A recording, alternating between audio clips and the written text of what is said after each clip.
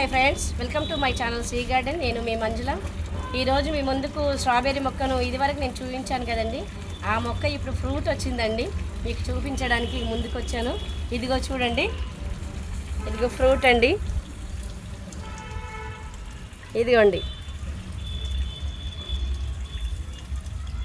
ఇది మొక్కకి ఇట్లా గడ్డి లాంటిది ఏదైనా ఉంటే, వరి గడ్డి కానీ ఏదైనా దీనికి ఇట్లా పెట్టాలండి, లేకపోతే ఫ్రూట్ ఇది అవుతుంది. చూడండి, ఆల్రెడీ ఒకటి ఇదైపోయింది చూడండి. ఇదిగో ఫ్రూట్ కొంచెం పై భాగంలో ఇలా ఉన్నట్టుంటే చక్కగా వస్తుందండి. ఇవి కింద తాకకుండా ఏదైనా గడ్డి లాంటిది మల్చింగ్ వేయాలండి, అవుతనే ఇది ఫ్రూట్ అనేది కరెక్ట్గా వస్తుందండి. ఇదిగో చూడండి, ఇక మొగ్గలు ఎంత బాగా వచ్చినాయి చూడండి ఫ్రూట్స్. ఇదిగో వీటికి కంపల్సరీ మల్చింగ్ అయితే ఖచ్చితంగా వేయాలండి. వీటికి నేనైతే కౌడంగ్ ఇచ్చానండి. ఇదిగో 90 డేస్ కూడా పట్టలేదండి, నాకు 40-45 డేస్ పట్టింది. మీకు ఇదివరకు చూపించాను, పాత వీడియోలో ఉంటుందండి. మొక్క తెచ్చి పెట్టింది.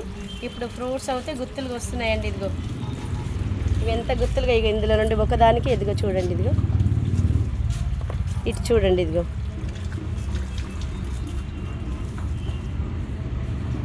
నిజానికి జీరో మెయింటెనింగ్ అండి ఈ ఫ్రూట్. కాకపోతే మనం కవడంగా ఇచ్చుకోవాలి, కంపల్సరీ మనం మల్చింగ్ చేయాలండి.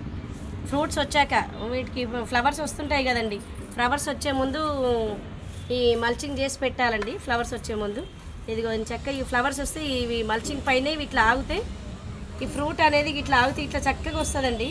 లేదంటే ఈ విధంగా ఇది అవుతుంది చూడండి. ఇదిగో ఆల్రెడీ నేను చూపిస్తాను చూడండి. ఇదిగోండి, మల్చింగ్ లేకపోతే ఇలా అవుతుందండి. ఫ్లవర్ కింద మల్చింగ్ కంపల్సరీ ఇవ్వాలండి. ఇదిగో ఇస్తే ఇలా పైనకు ఉంటుందండి. ఇదిగో